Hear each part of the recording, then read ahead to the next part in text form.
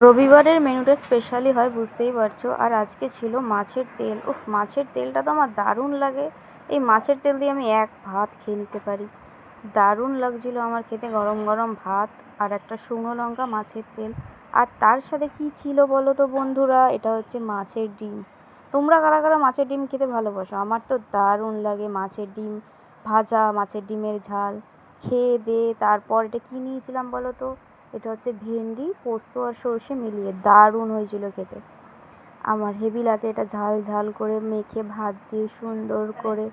সত্যিই খুব দারুণ হয়েছিল খেতে এটা। এই দিনটা সবারই ভালো যায় বন্ধুরা, সবার ছুটি থাকে, মাছ মাংস সব খাওয়া দাওয়া হয়। আর আমি ওখানে খাচ্ছিলাম বসে। কেমন লাগছিল বন্ধুরা তোমাদের? আজকে দিনটা ভালোই কাটলো, আমারও আজকে ভালো কাটলো। সবার ক্লাস করালাম আজকে। তো এখানে গরমটাও আজকে কম ছিল, বৃষ্টি হচ্ছিল হালকা হালকা।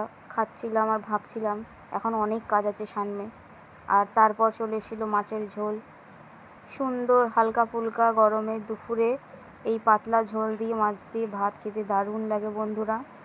রিচ রিচ খাওয়াটা খুব কমই দরকার, হালকা ঝোলটাই খাওয়াটা খুব দরকার এই গরমে। আজকে বিকালে অনেকই কাজ আছে, ভাত খাচ্ছিলাম আর ভাবছিলাম কোনটা কখন করব। কেন সারাদিন বাড়িতে খুবই কম থাকা হয়, রাতের বেলা বাড়ি ঢুকতে ঢুকতে সে 11টা বাজে সব কাজ সেরে। আমার ছেলে তো খেয়ে দিয়ে ঘুমিয়েও পড়েছে, তারপর আবার ঘুম থেকে উঠেও পড়েছে বন্ধুরা, দেখতেই পারবে ওকে। আর আমি এখানে বসেছি খেতে, তো আমার পাশে এসেই বসেছিল চুপচাপ। তো গাইস, রবিবার ছুটির দিন থাকে, সবার একটু ঘুরতে বেরোতেও ইচ্ছা করে। ভাবছিলাম আজ কোথায় যাব, কেন অনেক কাজ সামনে। আর এখানে সবাইও খেতে বসেছে আমাদের সাথে। আমার ছেলেকে দেখো ঘুম থেকে উঠে এখানে বসে পড়েছে আমার সাথে। আমার খাওয়া প্রায় শেষের দিকে, লাস্ট পাতে চাটনিটা সবারই লাগে। আমার খাওয়ার শেষে একটু চাটনিটা দরকারই পড়ে, কেন চাটনিটা না থাকলে না কেমন জানি পরিপূর্ণ হয় না খাবারটা।